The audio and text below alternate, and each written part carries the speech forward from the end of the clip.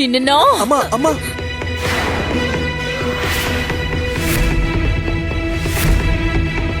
ನಿನ್ ಹೆಂಡತಿಗ್ ನಾನೇನಾದ್ರೂ ಮಾಡ್ತೀನಿ ಅಂತ ಭಯನಾ ಓಡೋಡ್ ಬಂದ್ ಅಡ್ಡ ನಿಂತ್ಕೋತಿದ್ಯಾ? ದುರ್ಗಾ ಮಾತೆಗೆ ಹಾಕಿರೋ ಹೂಗಳನ್ನ ನೋಡಿದ್ಯಲ್ಲ, ಇವಳು ಪರ ವಹಿಸ್ಕೊಂಡ್ ಬಂದು ಇಲ್ಲಿವರೆಗೂ 100 ಸಲ ನನ್ನ ಹತ್ರ ಬೈಸ್ಕೊಂಡಿದ್ಯಾ. ಆದ್ರೂ ನಿನ್ಗೆ ಇವಳಂದ್ರೆ ಪ್ರೀತಿ. ಹಾ ಸರಿ, ಎಲ್ರು ಒಳಗಡೆ ನಡೀರಿ. ದಿಗೋ, ನೀನು ನಡಿ. ಇಲ್ಲ ಅಂದ್ರೆ ಇಲ್ಲೇ ಇದ್ದು ರಾತ್ರಿ ಎಲ್ಲ ಅವಳಗ್ ಸಮಾಧಾನ ಮಾಡ್ತೀಯ. ನಡೆ.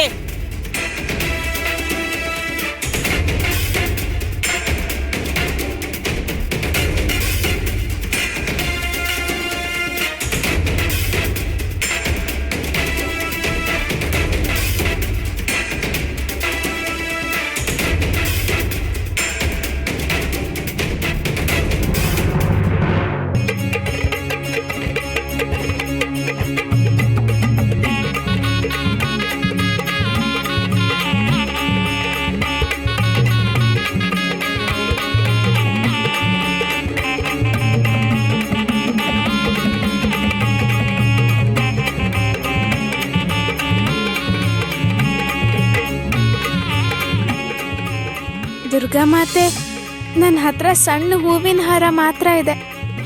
ಅರ್ಶನ ಕುಂಕುಮ ಇಲ್ಲ, ನೈವೇದ್ಯ ಇಲ್ಲ, ಏನೂ ಇಲ್ಲ. ದುರ್ಗಾ ಮಾತೆ, ನೀನು ನಿಜವಾಗ್ಲೂ ನನ್ನ ಪ್ರಾರ್ಥನೆ ಕೇಳಿಸ್ಕೊಂಡ್ಯಾ ಅಮ್ಮ? ನೀನು ನನಗೆ ದರ್ಶನ ಕೊಟ್ಟೆ, ನನಗೋಸ್ಕರ ಅರ್ಶನ ಕುಂಕುಮ ಕೂಡ ಕೊಟ್ಟಿದ್ಯಾ. ನಿಜವಾಗ್ಲೂ ನೀನು ಕರುಣಾಮಯಿ ತಾಯಿ. ನೀನು ನಮ್ಮ ಉಮಾ ಅಮ್ಮನ ಥರನೇ.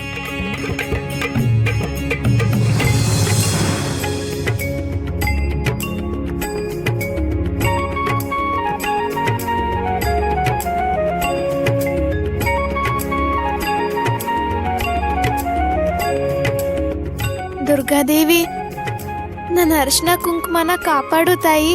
ನನ್ನ ಗಂಡನಿಗೆ ಆಯುರಾರೋಗ್ಯ ವಿಜಯಗಳನ್ನ ಕರುಣಿಸು. ಧನಧಾನ್ಯಗಳಿಂದ ನನ್ನ ಮನೆ ಕಂಗೊಳಿಸ್ಬೇಕು. ಸುಖ ಶಾಂತಿಯನ್ನು ಕೊಡು. ಕರುಣಿಸು ತಾಯಿ, ನನ್ನ ಕರುಣಿಸು.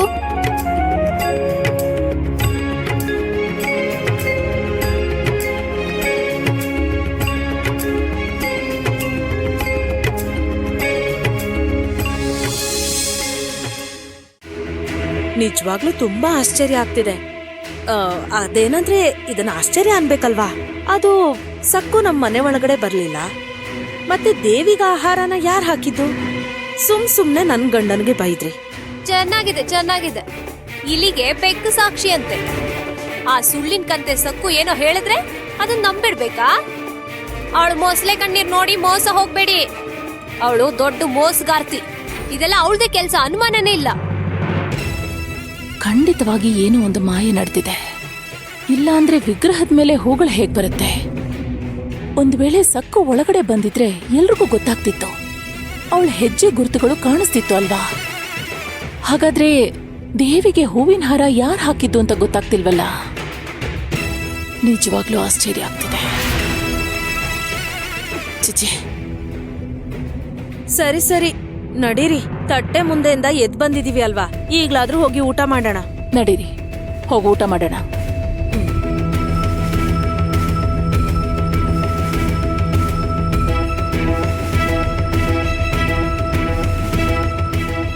ಏನ್ ನಡೀತು ಅಂತಾನೆ ಅರ್ಥ ಆಗ್ತಿಲ್ಲ. ಸಕ್ಕು ಸುಳ್ಳು ಹೇಳಲ್ಲ, ಅದ್ ನನಗ್ ಚೆನ್ನಾಗ್ ಗೊತ್ತು. ಆದ್ರೆ ಹೂವಿನ ಹಾರ ಇಲ್ಲಿಗೆ ಹೇಗ್ ಬಂತು?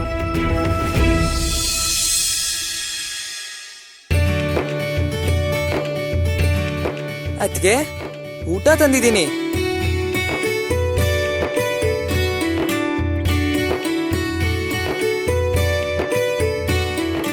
ಏನಾಯ್ತು ವಿನಾಯಕ್ ರಾವ್? ನೀವ್ ಯಾಕೆ ನಗ್ತಿದ್ದೀರಾ? ಏನಾಯ್ತು ಅಂತ ಹೇಳಿ. ನನಗ್ ಗೊತ್ತು. ನೀವು 2 ಹೂವಿನ ಹಾರ ಕಟ್ಟಿದೀರಾ ಅಲ್ವಾ ಅದ್ಗೆ? ಏನ್ ಹೇಳ್ತಿದ್ದೀರಾ? ನನಗ ಅರ್ಥ ಆಗ್ತಿಲ್ಲ. ಅದೇ, ನಿಮ್ ಹತ್ರ 1 ಹೂವಿನ ಹಾರ ಇದೆ, ಇನ್ನೊಂದು ಹೂವಿನ ಹಾರ ದುರ್ಗಾ ಮಾತೆ ವಿಗ್ರಹದ ಮೇಲಿದೆ. ನಿಜವಾದ ವಿಷಯ ಗೊತ್ತಾಗದೆ ಮನೇಲಿರೋರೆಲ್ಲ ಆಶ್ಚರ್ಯ ಪಟ್ರು. ಅದ್ಗೆ ಅದು ಇನ್ಯಾರು ಆ ತರದ್ ಹೂವಿನ ಹಾರ ತಗೊಂಡು ಮನೆ ಒಳಗ್ ಬರ್ಲೇ ಇಲ್ಲ. ನೀವು ಮಾತ್ರ ಬಂದಿದ್ರಿ ಅದ್ಗೆ. ಅದೇನಂದ್ರೆ ವಿನಾಯಕ್ ರಾವ್, ನಾನು ಒಂದೇ ಹೂವಿನ ಹಾರ ಕಟ್ಟಿದ್ದು. ಏನು? ಇದೇನ್ ಹೇಳ್ತಿದ್ದೀರಾ? ಹೌದು, ನಾನ್ ಕಟ್ಟಿದ ಹೂವಿನ ಹಾರ ನನ್ನ ಹತ್ರನೇ ಇದೆ ನೋಡಿ. ನಾನು ನನ್ನ ತಲೆಯಲ್ಲಿ ಮೂಡ್ಕೊಂಡಿದ್ದೀನಿ. ನಿಮ್ ತಲೆಯಲ್ಲಿ ಇಲ್ಲ ಅತ್ಗೆ. ನಿಮ್ ತಲೆಯಲ್ಲಿ ಹೂವಿನ ಹಾರನೇ ಇಲ್ಲ.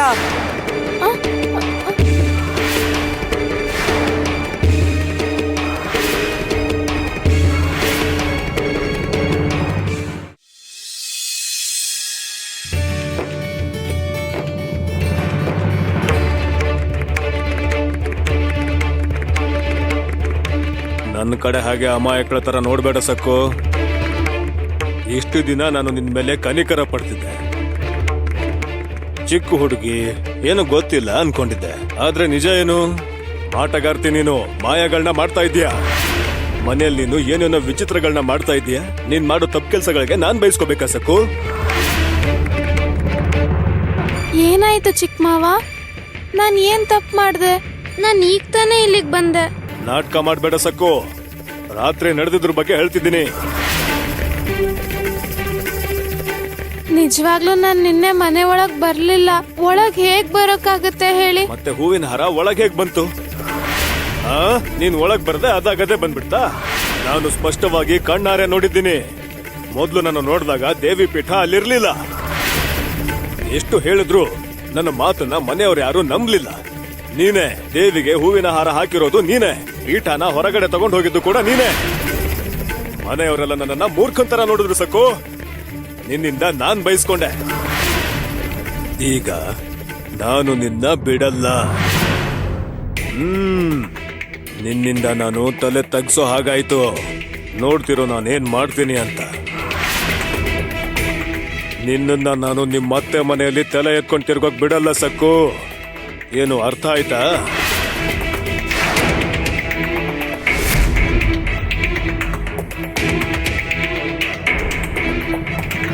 ಪಾಂಡುರಂಗ, ಚಿಕ್ಕ ಮಾವ ಯಾಕೆ ಹೀಗ್ ಮಾತಾಡ್ತಿದ್ದಾರೆ?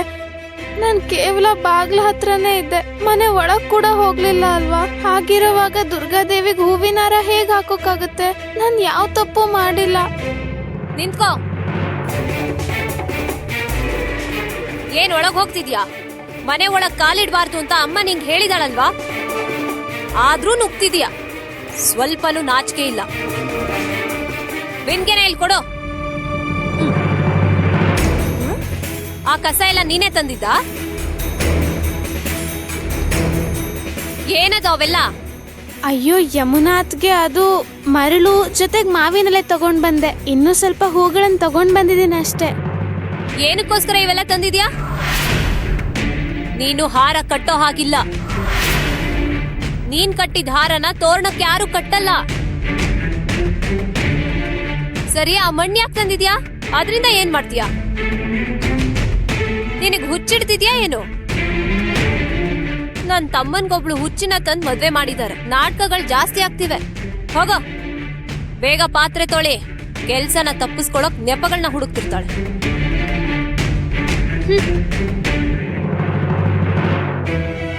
ನಾನೀಗ ಸರಸ್ವತಿನ್ ಮಾಡ್ಬೇಕು. ಏನೇ ಯೋಚಿಸ್ತಿದ್ಯಾ? ಹೋಗ್ತೀಯಾ ಇಲ್ವಾ? ಸರಿ ಸರಿ ಹೋಗ್ತೀನಿ.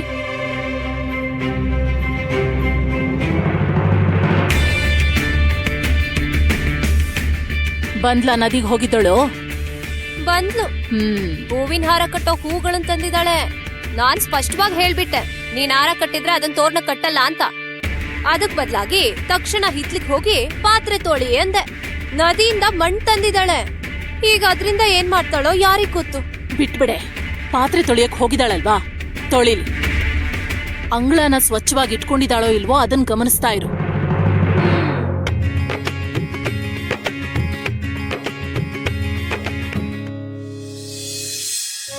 ಅಯ್ಯೋ, ನೀನ್ ಹೀಗೆ ಯಾಕೆ ಮಾಡ್ತಿದ್ಯಾ?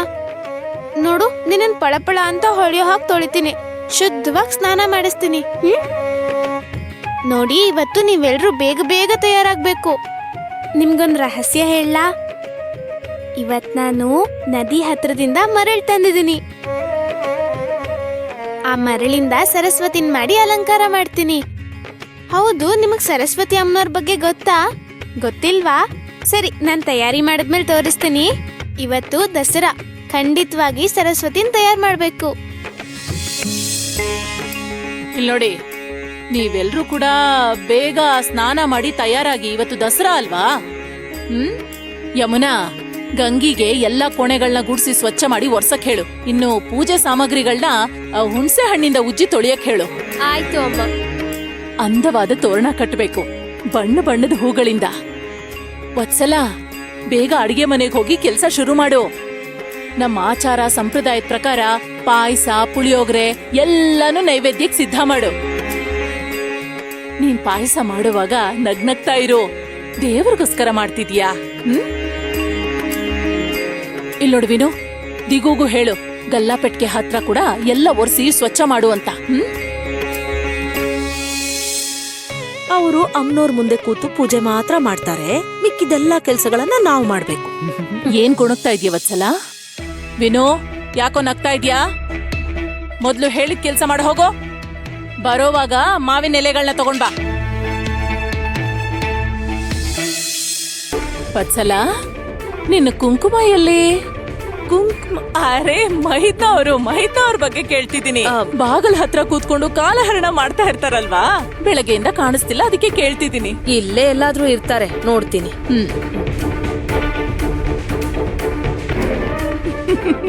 ಇಲ್ಲೇ ಎಲ್ಲಾದ್ರೂ ಇದ್ರೆ ಕಾಣಿಸ್ದೇ ಇರೋಕೆ ಅವ್ರೇನಾದ್ರೂ ತಿಗಣೆನ ಸೊಳ್ಳೆನಾ? ಇಲ್ ನೋಡಿ ಯಮನ, ಗಮನಿಸ್ತಾ ಇರು. ಇವ್ರೇನ್ ಕಮ್ಮಿ ಅಲ್ಲ. ಬೆಳಗ್ಗೆನೆ ಎಲ್ಲಿಗೆ ಹೋದ್ರು ಅಂತ ತಿಳ್ಕೋಬೇಕು. ದಸರಾ ಹಬ್ಬ ಮಾಡಕ್ ಹೋಗಿದಾನ, ಜೂಜಾಡಕ್ ಹೋಗಿದಾನ ಗೊತ್ತಾಗ್ತಿಲ್ಲ. ನಿಮ್ಮ ಕುಟುಂಬಕ್ಕೆ ನನ್ನ ಹೃದಯ ಪೂರ್ವಕ ದಸರಾ ಶುಭಾಶಯಗಳು ಸುಬೇದಾರ್ ಅವರೇ. ಏನಿದು, ನಮ್ಮ ಮನೆಗೇನಾದ್ರೂ ದಾರಿ ತಪ್ಪ ಬಂದ್ರ ಗಜಾನನ ಅವ್ರೆ? ನಿಮ್ಮ ಮಾಣಿಕ್ಯಾಗೆ, ನಮ್ಮ ದಿಗುಗೆ ಮದ್ವೆ ಮಾಡ್ಬೇಕು ಅಂತ ನಾವು ನಿರ್ಧಾರ ಮಾಡಿದ್ವಿ. ವಧುವಿಗೆ ವರನಿಗೆ ಇಷ್ಟ ಇದ್ರೂ ಕೂಡ ಈ ಮದ್ವೆ ನಡಿಲಿಲ್ಲ. ಏನ್ ಮಾಡಕ್ಕಾಗತ್ತೆ? ಯಾರಿಗೂ ಹೇಳ್ದೆ ಅತ್ಗೆ ತನ್ನ ನಿರ್ಧಾರನ ಬದಲಾಯಿಸ್ಕೊಂಡ್ರು. ಅದೇ ಆ ಸಕ್ಕೂನ ಬಡವ್ರ ಮನೆ ಹುಡುಗಿನ ತಂದು ನಮ್ ದಿಗಂಬರ್ ರಾವ್ಗೆ ಕೊಟ್ಟು ಮದ್ವೆ ಮಾಡ್ಬಿಟ್ರು. ಇದೆಲ್ಲ ನಮ್ ದುರಾದೃಷ್ಟ. ನಮ್ ದಿಗು ಅಂದವಾಗಿದ್ದಾನೆ ಮತ್ತೆ ಬುದ್ಧಿವಂತ ಕೂಡ. ಅವನು ಯಾವ್ದಾದ್ರೂ ಶ್ರೀಮಂತರ ಮಗಳನ್ನ ಮದ್ವೆ ಆಗಿದ್ರೆ ಸಂತೋಷ ಪಡ್ತಿದ್ದೆ. ಸಕ್ಕೂನ ಸೊಸೆಯಾಗಿ ತರಬೇಡಿ, ಅವಳಿಗೆ ಯೋಗ್ಯತೆ ಇಲ್ಲ ಅಂತ ಎಷ್ಟೋ ಸಲ ನಮ್ಮ ಮದ್ವೆಗೆ ಹೇಳ್ದೆ. ಆದ್ರೆ ಯಾರು ನನ್ನ ಮಾತನ್ನ ಕೇಳಿಲ್ಲ. ಏನ್ ಮಾಡಕ್ಕಾಗತ್ತೆ? ಅದೇನಂದ್ರೆ ಸುಬೇದಾರ್ ಅವರೇ, ಕೆಲವು ಸಮಯದಲ್ಲಿ ದುಷ್ಟಗ್ರಹಗಳಿಂದ ಮನುಷ್ಯರು ತಪ್ಪು ನಿರ್ಧಾರಗಳನ್ನ ತಗೋತಾರೆ. ಆ ಮಾತೇನು ನಿಜಾನೇ ಬಿಡಿ. ಆದ್ರೆ ಗಜಾನನ ಅವರೇ, ನೀವ್ ಏನ್ ಹೇಳ್ಬೇಕು ಅಂತಿದ್ರೋ ನನಗೆ ಸ್ಪಷ್ಟವಾಗಿ ಅರ್ಥ ಆಗ್ತಿಲ್ಲ. ಈಗ ನಾನು ಯಾಕೆ ಇಲ್ಲಿಗೆ ಬಂದೆ ಅಂದ್ರೆ, ನಿಮಗೆ ಇನ್ನೂ ಅವಕಾಶ ಇದೆ ಅಂತ ಹೇಳೋದಕ್ಕೆ. ಏನ್ ನೀವು ಏನ್ ಹೇಳ್ತಿದ್ದೀರಾ? ಆ ಸಕ್ಕು ಇದ್ದಾಳಲ್ಲ, ಅವಳು ದಿಗು ಜೀವನದಿಂದ ಶಾಶ್ವತವಾಗಿ ಹೊರಟು ಹೋಗ್ಬೇಕು. ಅದಕ್ಕೋಸ್ಕರ ನಾನು ಅನೇಕ ಪ್ರಯತ್ನಗಳನ್ನ ಮಾಡ್ತಾ ಇದ್ದೀನಿ. ನಿಮ್ಮ ಮಾಣಿಕ್ಯ ದಿಗು ಕೈಯಿಂದ ತಾಳಿ ಕಟ್ಟಿಸ್ಕೊಂಡು ನಮ್ ಮನೆಗೆ ಕಾಲಿಡೋವರೆಗೂ ಹೋರಾಟ ಮುಂದುವರಿತಾನೆ ಇರುತ್ತೆ. ನಾನು ಚೂರು ವಿಶ್ರಾಂತಿ ತಗೊಳ್ಳಲ್ಲ, ಏನ್ ಬೇಕಾದ್ರೂ ಮಾಡೋಕ್ ಸಿದ್ಧ.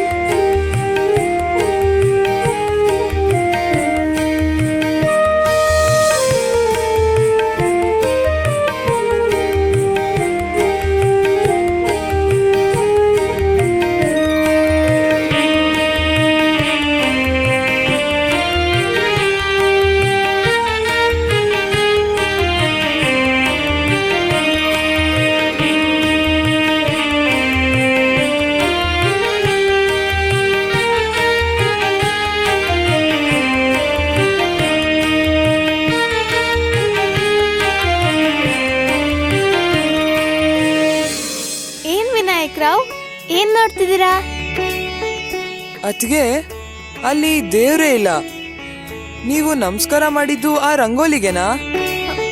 ವಿನಾಯಕ್ ರಾವ್, ಇದು ರಂಗೋಲಿ ಮಾತ್ರ ಅಲ್ಲ, ಇದು ಸರಸ್ವತಿ ಅಂದ್ರೆ ವಿದ್ಯಾದೇವತೆ ಸರಸ್ವತಿ ದೇವಿ. ಇವತ್ ನಾವು ಸರಸ್ವತಿ ದೇವಿಗೆ ಪೂಜೆ ಮಾಡ್ಬೇಕು.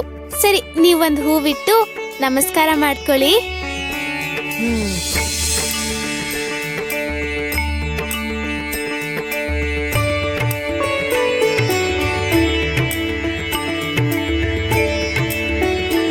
ನೀವು ತುಂಬಾ ಸುಂದರವಾಗಿ ಮಾಡಿದೀರಾ. ಈ ತರದ ಸರಸ್ವತಿನ ನಾನು ಮೊದಲನೇ ಸಲ ನೋಡ್ತಿರೋದು. ನಮ್ ಮನೇಲಿ ಹೆಚ್ಚಾಗಿ ಲಕ್ಷ್ಮೀ ದೇವಿಗೆ ಪೂಜೆ ಮಾಡ್ತಾರೆ. ವಿನಾಯಕ್ ರಾವ್, ನಮ್ಮ ಅಮ್ಮ ಏನ್ ಹೇಳ್ತಿದ್ರು ಅಂದ್ರೆ ಲಕ್ಷ್ಮೀ ದೇವಿ ಚಂಚಲವಾದವಳು, ಆದ್ರೆ ಅವಳು ಮನೇಲಿ ಸ್ಥಿರವಾಗಿರ್ಬೇಕು ಅಂದ್ರೆ ಸರಸ್ವತಿ ಕೃಪೆ ಖಂಡಿತ ಇರ್ಬೇಕು ಅಂತ ಹೇಳ್ತಿದ್ರು. ಹಾ ತಗೊಳ್ಳಿ, ಕೇಸರಿ ಹಾಕಿರೋ ಹಾಲು. ಭಲೆ ಭಲೆ ಭಲೆ ಭಲೆ, ಎಷ್ಟು ರುಚಿಯಾಗಿದೆ. ಶ್ರೀಮಂತರು ಯಾವಾಗ್ಲೂ ಶ್ರೀಮಂತ್ರೇ. ಹಿಂದೆ ನಡೆದ ಜಗಳನ್ನ ಮರೆತು ನಾನು ಸ್ನೇಹ ಹಸ್ತ ಚಾಚಿದ್ದಕ್ಕೆ ನೀವು ಸಂತೋಷವಾಗಿ ಸ್ವೀಕರಿಸಿದ್ರಿ. ನೀವು ಸುಬೇದಾರರು, ಜೊತೆಗೆ ಆಗರ್ಭ ಶ್ರೀಮಂತರು. ಯಾವ ಸಂಬಂಧನ ಕಡ್ಕೋಬೇಕು, ಯಾವ ಸಂಬಂಧನ ಬೆಳೆಸ್ಕೋಬೇಕು ಅಂತ ನಿಮಗ್ ಚೆನ್ನಾಗ್ ಗೊತ್ತು. ಆ ಸಕ್ಕು ಅವರ ಅಪ್ಪ ಬಡವ, ಅವನು ಭಜನೆ ಮಾಡ್ಕೊಂಡು ಜೀವನ ಮಾಡೋನು. ಒಳ್ಳೆ ಒಂಥರ ನಡ್ಸಿ ಎಲ್ರಿಗೂ ಮೋಸ ಮಾಡ್ದ. ಆದ್ರೆ ಕೊನೆಗೇನಾಯ್ತು? ಸಕ್ಕು ಒಡವೆಗಳ ವಿಷಯದಲ್ಲಿ ಸಿಕ್ಕಾಕೊಂಡ. ಆ ಜಗಳದ ಬಗ್ಗೆ ನಮಗ್ ಗೊತ್ತು. ಆ, ಮನೋರಮಾ ಸೊಸೆನ ದರ ಅಂತ ಹೇಳ್ಕೊಂಡು ತವ್ರ ಮನೆಗ್ ಕರ್ಕೊಂಡೋದ್ಲು. ಆ ಹುಡುಗಿ ಎಷ್ಟ್ ಕೇಳ್ಕೊಂಡ್ರು ಬಿಡ್ಲಿಲ್ಲ. ಆ ದೃಶ್ಯನ ನಾನು ಮಾಣಿಕ್ಯ ಇಬ್ರು ನೋಡಿದ್ವಿ. ಅದು ಮುಖ್ಯವಾದ ವಿಷಯ ಏನಂದ್ರೆ ಈಗ ಅತ್ಗೆ ಪಶ್ಚಾತ್ತಾಪ ಪಡ್ತಿದ್ದಾರೆ. ನಾನು ಮಾಣಿಕ್ಯನ ತಿರಸ್ಕರಿಸಿ ತುಂಬಾ ದೊಡ್ಡ ತಪ್ಪು ಮಾಡ್ದೆ ಅಂತ ಅವರು ಸಂಕಟ ಪಡ್ತಿದ್ದಾರೆ. ನಿಮ್ ಮನೆ ಮಹಾಲಕ್ಷ್ಮಿ ಮಾಣಿಕ್ಯನ ಬೇಡ ಅಂತ ಹೇಳಿ ಆ ಭಿಕ್ಷುಕಿನ ಸೊಸೆಯಾಗಿ ಮಾಡ್ಕೊಂಡ್ಲು. ನನ್ ಮಗಳಿಗೆ ಅವಳು ಅನ್ಯಾಯವಾಗಿ ಮೋಸ ಮಾಡಿದಾಳೆ. ಈ ಜನ್ಮದಲ್ಲಿ ನಾನು ಆ ಮನೋರಮನ. ನೀವ್ ಆವೇಶ ಪಡ್ಬೇಡಿ. ಸ್ವಲ್ಪ ಹೊತ್ತು ನಮ್ಮ ಅತ್ಗೆ ವಿಷಯನ ಪಕ್ಕಕ್ಕಿಡಿ. ನಿಮ್ಮ ಮಾಣಿಕ್ಯ ಸುಖವಾಗಿರ್ಬೇಕು ಅಂತ ನೀವು ಬಯಸ್ತಿದ್ದೀರಾ, ಹೌದಾ? ಹೌದು. ಹಾಗಾದ್ರೆ ನಮ್ಮ ಮನೋರಮಾತ್ಗೆ ಶಾಪ ಹಾಕೋದನ್ನ ಬಿಟ್ಟು ಅವಳಿಗೆ ಗಾಳ ಹಾಕಿ ಹಿಡ್ಕೊಳ್ಳಿ. ನನ್ನ ಮಾತ್ ಕೇಳಿದ್ರೆ ದಿಗಂಬರ್ ರಾವ್ಗೆ ಮಾಣಿಕ್ಯಗೆ ಮದ್ವೆ ಆದ ಹಾಗೆ ಅನ್ಕೊಳ್ಳಿ. ಗಾಳ ಹಾಕಿ ಹಿಡಿಬೇಕಾ? ನನ್ಗೇನು ಅರ್ಥ ಆಗ್ತಿಲ್ಲ. ನಿಮಗೆ ಒಂದು ಉಪಾಯ ಹೇಳ್ತೀನಿ. ನಮ್ಮ ಅತ್ತಿಗೆಗೆ ಚಿನ್ನ ಅಂದ್ರೆ ಪಂಚ ಪ್ರಾಣ. ಚಿನ್ನ ಕಣ್ಣಿಗೆ ಬಿದ್ರೆ ಸಾಕು, ಚಿನ್ನಕ್ಕಿಂತ ಹೆಚ್ಚಾಗಿ ಅವರ ಕಣ್ಣುಗಳೇ ಪಳಪಳ ಅಂತ ಹೊಳೆಯುತ್ತೆ. ನೀವು ಚಿನ್ನನ ಕಾಣಿಕೆಯಾಗಿ ಕೊಟ್ರೆ ಅವರು ನಡೆದಿರೋದನ್ನೆಲ್ಲ ಮರ್ತ್ ಬಿಡ್ತಾರೆ. ಮಾಣಿಕ್ಯನ ತನ್ನ ಸೊಸೆಯಾಗಿ ಮಾಡ್ಕೊಳ್ಳೋದಕ್ಕೆ ತಯಾರಾಗ್ಬಿಡ್ತಾರೆ. ಇವತ್ತು ದಸರಾ ಮಂಗಳಕರವಾದ ದಿನ, ಅದಕ್ಕೆ ನಿಮಗೆ ಹೇಳಿ ಹೋಗೋಣ ಅಂತ ಬಂದೆ. ನೋಡಿ, ಇವತ್ತು ಹಬ್ಬ ಅಲ್ವಾ? ನೀವು ಚಿನ್ನದ ಒಡವೆಗಳನ್ನ ಕಾಣಿಕೆಯಾಗಿ ಕೊಟ್ಟು ಅವರಿಗೆ ಶುಭಾಶಯ ಹೇಳಿದ್ರೆ ಕ್ಷಣದಲ್ಲಿ ಅವರ ಮನಸ್ಸು ಬದಲಾಗಿ ಹೋಗುತ್ತೆ. ಇನ್ನೊಂದು ವಿಷಯ, ಈ ಆಲೋಚನೆ ನಂದೆ ಅಂತ ನೀವು ಅವ್ರಿಗೆ ಹೇಳಲ್ಲ ಅಲ್ವಾ? ಅದೇನಂದ್ರೆ ಇಗುಗೆ ಮಾಣಿಕ್ಯನ ಜೊತೆ ಮದ್ವೆ ಆಗ್ಬೇಕು ಅನ್ನೋದೇ ನನ್ನ ದೊಡ್ಡ ಆಸೆ.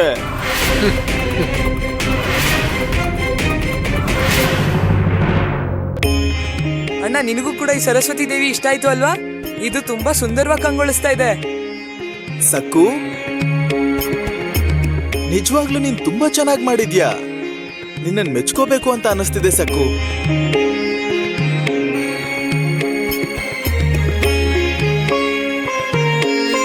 ಸರಸ್ವತಿನ ಈ ರೀತಿ ತಯಾರು ಮಾಡಿ ನೀನ್ ಪೂಜೆ ಮಾಡ್ತಿರೋದ್ ನೋಡಿ ನನಗೆ ಸಂತೋಷ ಆಗ್ತಿದೆ. ನಾವು ಪ್ರತಿ ವರ್ಷ ಹೀಗೆ ಮಾಡೋಣ. ತುಂಬಾ ಚೆನ್ನಾಗಿದೆ. ಇದೆಲ್ಲ ಪಾಂಡುರಂಗನ್ ಕೃಪೆ ಅಂದ್ರೆ. ದಿಗೋಣ್ಣ, ಈ ಹೂವಿನ ಹಾರ ನೋಡು. ಅತ್ಗೆ ಇದನ್ನ ಸ್ವತಃ ಅವರೇ ಕಟ್ಟಿರೋದು. ಇದನ್ನ ಬಾಗ್ಲಿಗೆ ತೋರಣ ತರ ಕಟ್ಟೋಣ. ಕಷ್ಟಪಟ್ಟು ಈ ಹೂವಿನ ಹಾರ ಕಟ್ಟಿದ್ಯಾ ಅಲ್ವಾ? ನಿಜವಾಗ್ಲೂ ಚೆನ್ನಾಗಿದೆ ಸಕ್ಕು. ಇಲ್ಲಿ ನೋಡಿ ಅತ್ಗೆ, ಇದ್ರ ಬಗ್ಗೆ ನನ್ಗೆ ಒಂದು ಮುಖ್ಯವಾದ ವಿಷಯ ಹೇಳಿದ್ರಿ ಅಲ್ವಾ? ದಿಗೋಣ್ಣ, ಅತ್ತಿಗೆಗೆ ಮತ್ತೆ ಹೇಳೋಕ್ ಹೇಳ್ತೀನಿ, ಕೇಳು, ನಿಂಗೂ ಅರ್ಥ ಆಗತ್ತೆ. ಈ ಹೂವಿನ ಹಾರ ಸುಖ ಶಾಂತಿಯನ್ನ, ವೈಭೋಗಗಳನ್ನ ಕರುಣಿಸೋ ಅಕ್ಷಯ ತೋರಣ.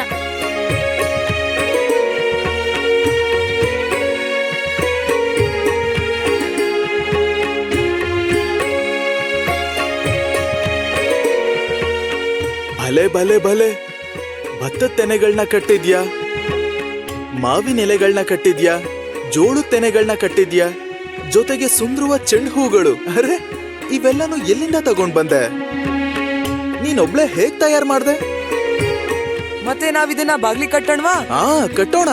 ಅವಳು ಎಷ್ಟೊಂದ್ ಕಷ್ಟಪಟ್ಟು ಮಾಡಿದಾಳೆ, ಕಟ್ಲೇಬೇಕು. ನಡಿವಿನು. ನಡಿಯಣ್ಣ.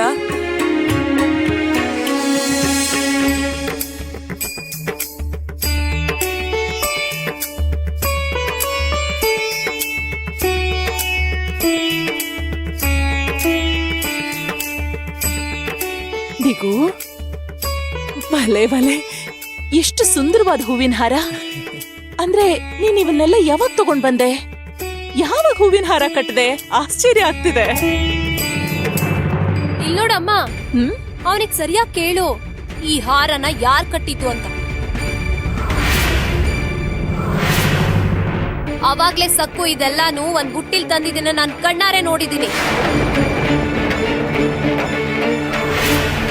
ನೀನ್ ಕೊಡೋ ಹಾರನ ನಾವು ತೋರಣವಾಗಿ ಕಟ್ಟಲ್ಲ ಅಂತ ನಾನು ಅವಳಿಗೆ ಸ್ಪಷ್ಟವಾಗಿ ಹೇಳಿದ್ದೆ.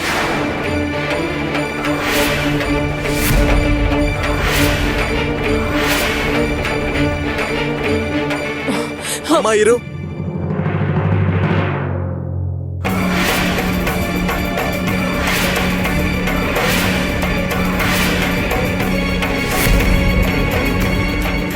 ಹಾರ ಇಷ್ಟ ಆಯ್ತು ಅಂದೆ.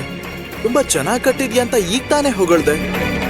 ಸಕ್ಕು ಕಟ್ಟಿದ್ದು ಅಂತ ಹೇಳಿದ ತಕ್ಷಣ ಇಷ್ಟ ಆಗ್ತಾ ಇಲ್ವಾ? ಅಮ್ಮ, ನೀನೊಂದ್ಸಲ ಅವಳು ಪಟ್ಟಿರೋ ಶ್ರಮನ ನೋಡು. ಈ ಭತ್ತದ ತೆನೆಗಳನ್ನ ನಾವು ಮದ್ವೆ ಸಮಯದಲ್ಲಿ ಬಳಸ್ತೀವಿ. ಧಾನ್ಯ ಸಮೃದ್ಧಿಗೋಸ್ಕರ ಇವುಗಳನ್ನ ತರ್ತಾರೆ. ಇದು ಶುಭನೇ ಅಲ್ವಾ? ಇನ್ನು ಮಾವಿನ ಎಲೆಗಳು ಮಂಗಳಕರವಾದ ದಿನಗಳಲ್ಲಿ ಬಾಗ್ಲೆ ಕಟ್ತೀವಲ್ವಾ ಅಮ್ಮ? ಶುಭದ ಸಂಕೇತವಾಗಿ ನಾವು ಅಮ್ಮವ್ರನ್ನ ಕೂರ್ಸಿದ ಜಾಗದಲ್ಲಿ ವಿಳೆದೆಲೆಗಳನ್ನ ಇಡ್ತೀವಿ. ಅದೊಂದ್ ಪದ್ಧತಿ, ಇದೊಂದ್ ಪದ್ಧತಿ. ಈ ಹೊಸ ಯೋಚನೆ ಚೆನ್ನಾಗಿದೆ ಅಂತ ನಿನ್ಗೆ ಅನ್ನಿಸ್ತಿಲ್ವಾ? ದಿಗು, ಅಮ್ಮನ್ಗೆ ನೀನೇನು ಕಲ್ಸೋ ಅಗತ್ಯ ಇಲ್ಲ. ಇವೆಲ್ಲ ಬಾಬಾ ಅವ್ರಿಗೆ ಇಷ್ಟ ಆಗುತ್ತೋ ಇಲ್ವೋ ಅದನ್ನ ನಾವು ನೋಡ್ಬೇಕು. ಅದ್ರ ಬಗ್ಗೆನೆ ಅಮ್ಮ ಯೋಚನೆ ಮಾಡ್ತಿದ್ದಾಳೆ, ಅಷ್ಟೇ ಅಲ್ವಾ ಅಮ್ಮ? ಬಾಬಾ ಅವ್ರ ಬಗ್ಗೆ ನೀನ್ ಮಾತಾಡ್ಬೇಡ ಯಮುನಾ ಅಕ್ಕ. ಬಾಬಾ ಅವರೇ ಅಲ್ವಾ ಸಕ್ಕುನ ಮನೆ ಸೊಸೆಯಾಗಿ ಮಾಡ್ಕೊಳ್ಳಿ ಅಂತ ಹೇಳಿದ್ರು. ನಾನ್ ಹೇಳೋ ಮುಖ್ಯವಾದ ವಿಷಯ ಏನಂದ್ರೆ, ಸಕ್ಕು ಮನೆ ಕೆಲಸ ಮಾಡಿದ್ರೆ ಸರಿಯಾಗಿರುತ್ತೆ.